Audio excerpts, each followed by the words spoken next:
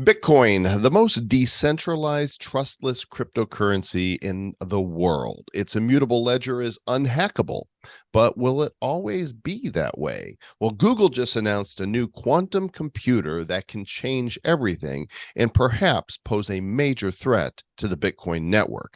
Today, we bring you what we've learned so far about how quantum computing can ruin everything for Bitcoin. So let's go down the rabbit hole together and find out if it means the end of this podcast on episode number 688 of the Bad Crypto Podcast. 5, 4, 3, 2, 1, 0, ignition.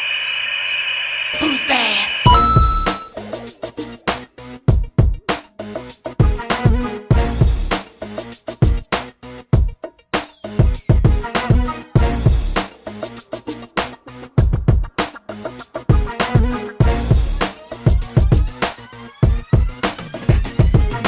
And if quantum computing does destroy Bitcoin, then your hosts here will have to find another career. It means we're done, Sir Lord Travis. We're washed up. It's over. No, it just means that we just shift and become the Bad Quantum Podcast, and we become experts on that. Just like a couple weeks ago, I was an expert on Titanic submarines.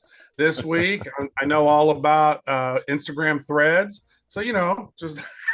Dude, welcome to the Bad Crypto Podcast, by the way, gang. In case you don't know where you ended up, Joel Comm and Travis Wright here, the Sir Lords in your life, and everybody needs a couple Sir Lords. That whole, what was the last thing you said? Not the Titanic. Well, threads.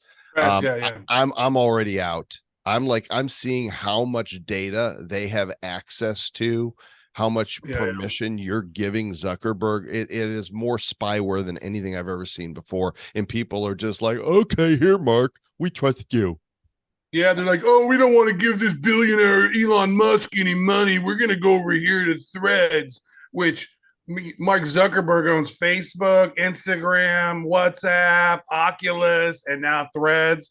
Come on. And here's people one are like, wants to open up free thought and free thinking, free speech in theory. And the other one's like, I'm seeing, I went in there and I was watching so many, deleted, account banned, deleted. So It's like, that's a honeypot. Yeah, Crazy. people are like, we don't want to suck this billionaire's dick. We're going to go over here and suck this billionaire with a smaller dick's dick, who's a bigger dick.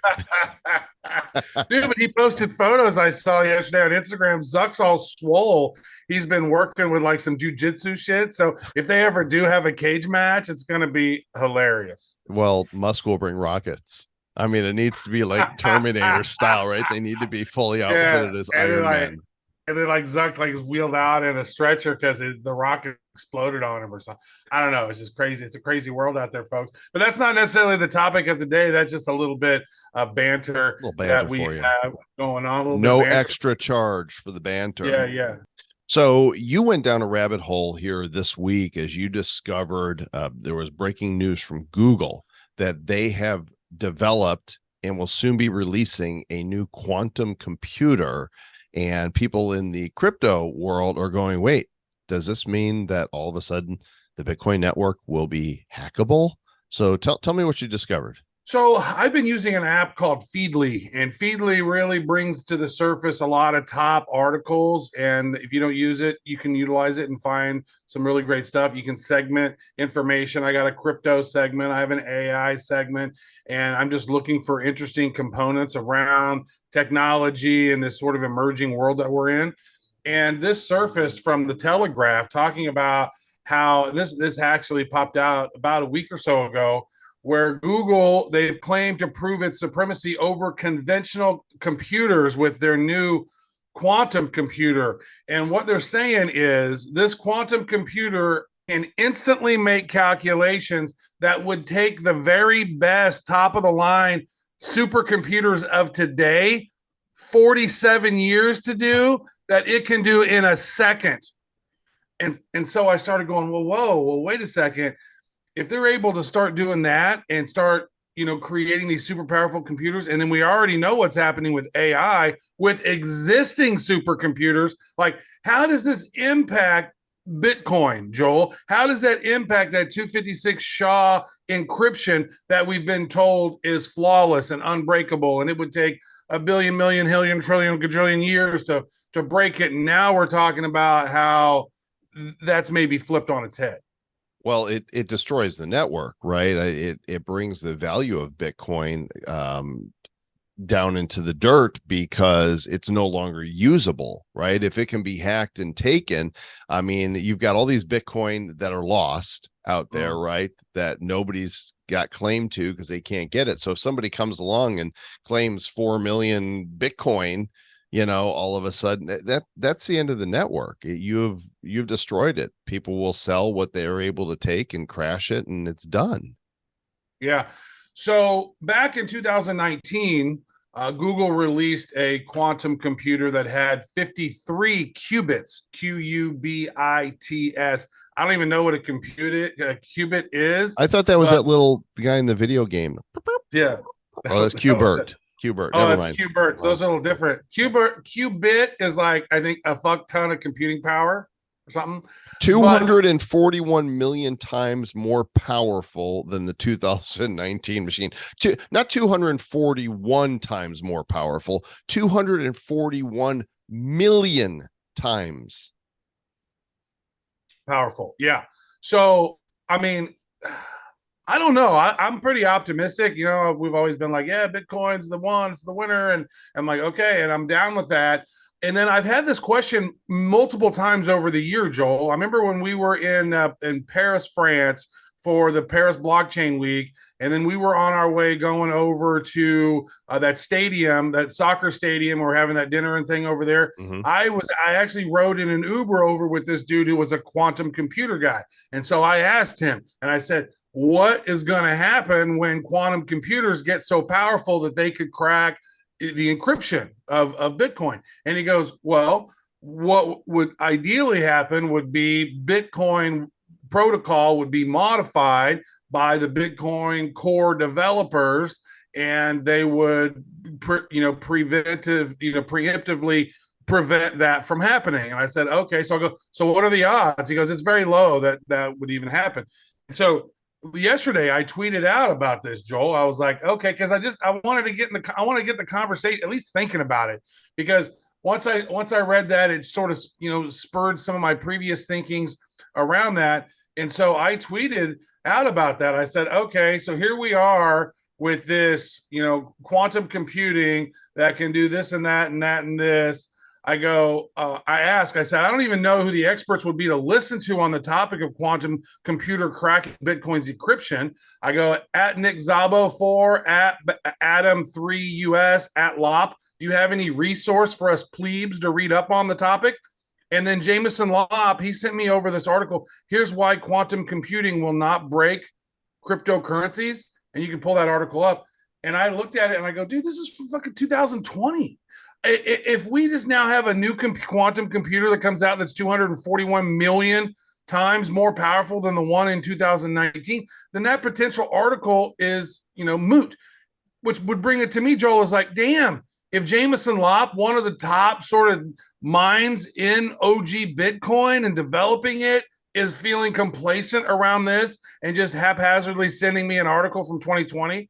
And I don't know if they're looking into the implications of how big and badass this quantum computer could be. And I could just be an idiot and not know, but it seems like something we should be talking about. Well, I can tell you why he might, Jameson might be a little screwed up about it, because he was circumcised, and to close the circle, in the beginning, that's why they call him Lop. That's I think that was a conversation we had before we recorded. So my question is, in this Forbes article, here's why quantum computing will not break cryptocurrencies. By the way, links to these articles all in the show notes at badco.in/688. What is the conclusion that they come to of why quantum computing cannot, even if quantum computing is successful, why it can't break the Bitcoin blockchain? Yeah, I don't even know that it's this article right here needs to be kind of dumbed down, because they're talking about the Turing test and all this other stuff. It's different short algorithm, and it's something about the encryption itself. SHA-256, they're saying, is theorized to be quantum resistant. Now, I'm not sure I understand exactly why that would be. If this thing can do that many calculations that quickly. It's not just a threat to the Bitcoin network, it's a threat to any network that depends on security and encryption, right? We're talking about national security, right? We're talking, if you have a quantum computer that can conduct that many calculations that rapidly, you're going to have all kinds of espionage going on. You're going to have all kinds of data theft. It's not just the Bitcoin network that this poses a threat to. It's not. And I mean, it's just really weird when I look at this and I think, wow, here's the first time that a corporation has sort of nation state type technologies. Like, you know, quantum warfare is something that could be a real legitimate thing when you have these quantum computers to coordinate attacks on certain systems, right? That's when things could get really crazy. All it takes is one asshole with power to be able to do something because they're in a pissed off mood. I mean, you know, you see people are weird out there today. There's very little empathy, very little compassion. Mm-hmm. And so if they could do something to screw over a whole bunch of people, they're like, yeah, and then put me on the news and look how cool I am. And it's like people want to be famous at any cost. And sometimes they'd rather be infamous than anything at all. So I look at this and I say, all right, so, you know, here's what I did a summary of that particular article, and it says this: it's like, first you need to know what a quantum computer is. Imagine you're playing with Legos. In your normal computer, it's like having two Lego bricks, one black one and one white one. But in a quantum computer, it's like having a Lego brick that can be black and white at the same time and can change color in the blink of an eye. That's what's called a qubit. So it's like having multiple computers at the same time running simultaneously in theory. And so it's like quantum computers can beat a normal computer in pretty much anything, it would seem. But with these secret codes, these algorithms, and these encryption devices, that it's these puzzle solving algorithms.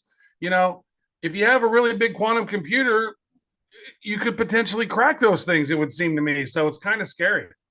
So if you read to the end of this Forbes article that Jameson sent you, it says, so quantum computers being added to the mix won't suddenly render classical modes of encryption useless or mining trivial. Quantum supremacy now doesn't mean that your encryption or the security of Bitcoin is at risk right at this moment. But then it goes on and it says the real threat is when quantum computers become many scales larger than they currently are. Again, this is 3 years ago, by which point planning for post-quantum encryption, which is already on the way, and at which point Bitcoin and other cryptocurrencies can soft fork and use decentralized governance and dynamism when needed in the face of new existential threats to defeat the threat of quantum supremacy. So basically what it's saying is you got to update the software, or it is at risk. I mean, this article that he sent you actually concludes with, hey, 3 years ago, this wasn't a problem immediately, but by the time we are at the scale that Google is talking about now, it can definitely become a problem.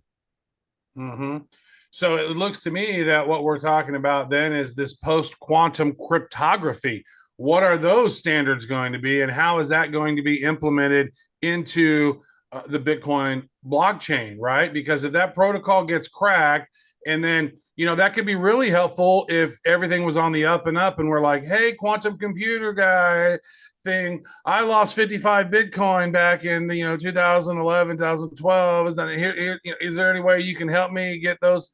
No, they're going to go out, and if you're Google or you're a state government and you have the ability to crack the 256 SHA, and you're able to claim all of those Bitcoins that were never able to be moved or upgraded or updated or whatever.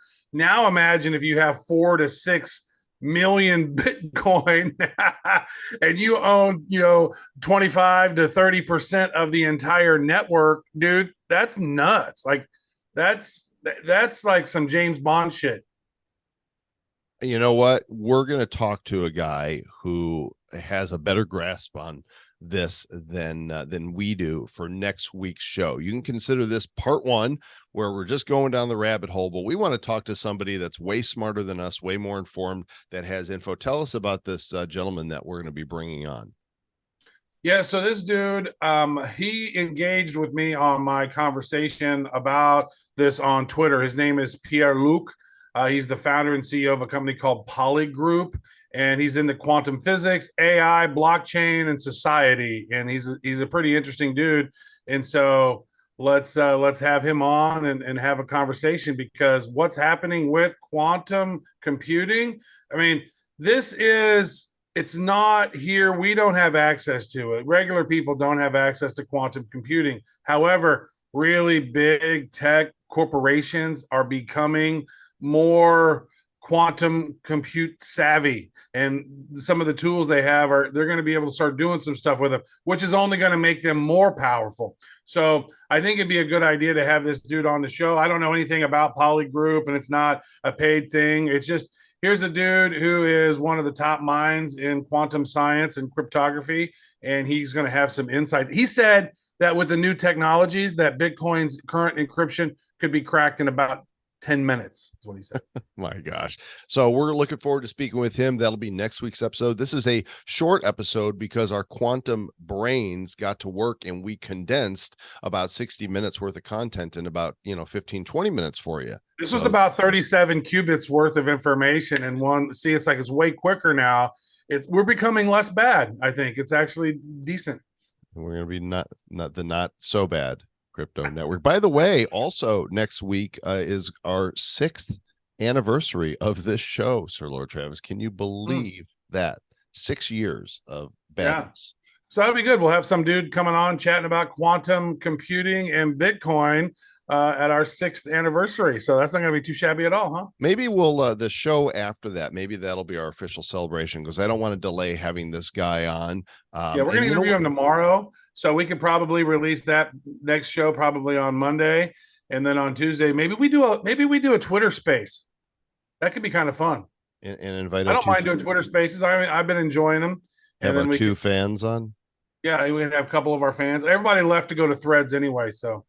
Yeah, they can have it. I made a few posts there, and I'm going to delete the app. I'm going to leave my account because I don't want anybody else taking my name. But yeah. I would say this: put it. I took it off of my main device and I put it on my iPad. So I'm gonna keep it, and I'm gonna do stuff on it every once in a while on my iPad. Wait, what's the difference?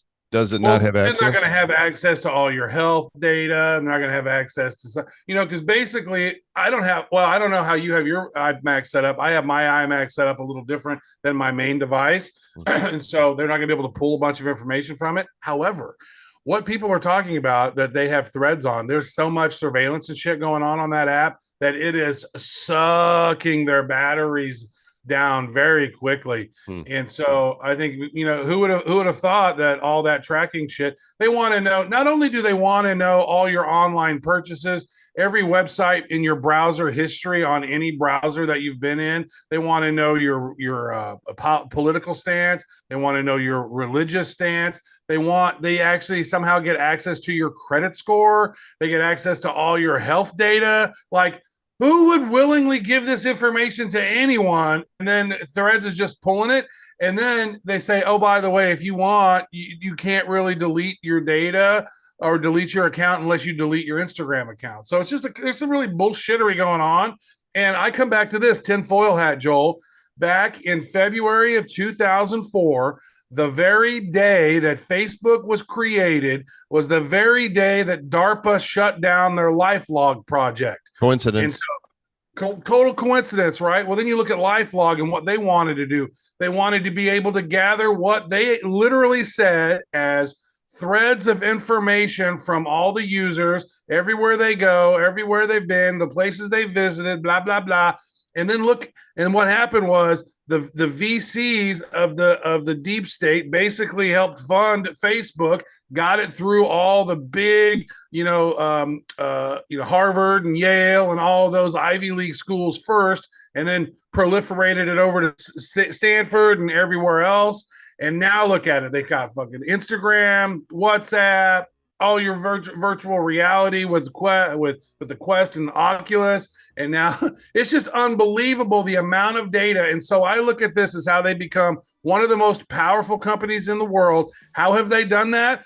Some freshman in the Harvard dorm just came up with it by saying, hey, you're hot, you're not. And then all of a sudden that turned into the biggest data honeypot of all time. I don't know. Consider me a little suspicious on all that, Mr. Joel. I think with the right to be so. So appreciate you guys joining us for this episode. Make sure you do not miss next week's when we speak with an actual person who knows something about this whole quantum computing. We'll catch you then, and we will count on you until then to stay bad. Stay bad.